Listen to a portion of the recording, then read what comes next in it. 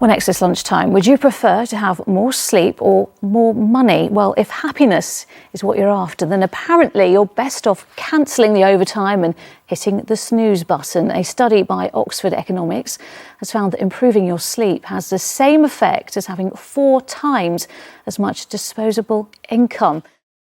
The Living Well survey, a survey of 8,250 adults conducted by Oxford Economics for Sainsbury's Supermarket, explored what affects people's sense of well-being, how we live, as well as who we are. People were asked about 6 themes: the places they live, their lifestyle choices, health, financial security, relationships, and community connections. Their answers gave them a Living Well score of between 1 and 100.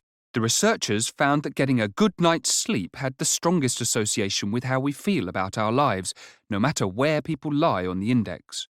The difference between feeling rested some of the time and being well rested gains the typical person 4 points on the Living Well scale.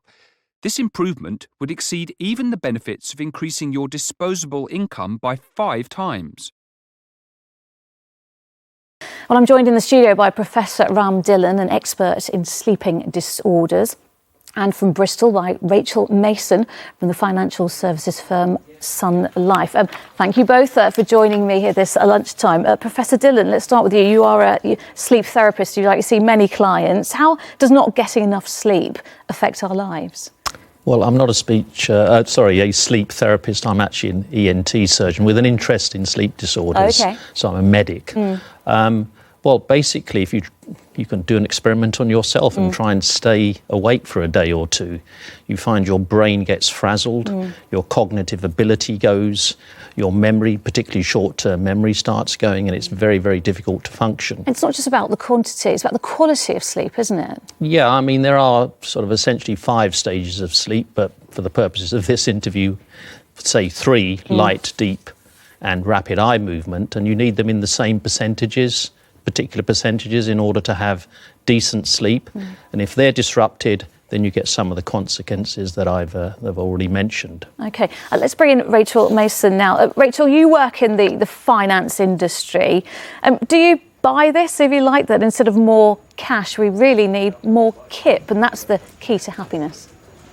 Actually, I do buy this because we did a study, Sun Life did a study called Cash Happy, which basically looked at whether the way we spend our money can make us happier. But I certainly don't think that having money makes you happier than having sleep. Being the mum of a little boy that didn't sleep for 2 years, I would quite happily have bought some more sleep if I could have. What our study found is it's actually not the amount of money you have.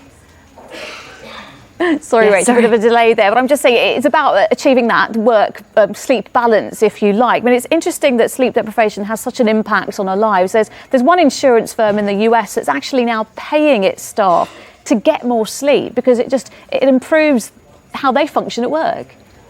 Yes, I think work-life balance is obviously really important. The study that we particularly looked at, which I've been asked to talk about today, looked at the way we spend our money and whether that affects our happiness. And we found that, in fact, buying material goods does not make you happier. It's experiences, which is things like holidays, spending time with your family, and obviously getting that work-life balance right. And that actually, while having more money does make you happier to a certain extent, it actually plateaus. So we looked at spare cash, and when you get to £800 extra, like spare cash that's not earmarked for something, beyond that your happiness doesn't improve. So I completely agree that with the study that shows that a big pay rise isn't going to really affect your happiness. All right, Rachel Mason, I think a lot of us here would agree with that at all. Thank you for joining me, and Professor Dhillon as well. Thank you very much for joining me today.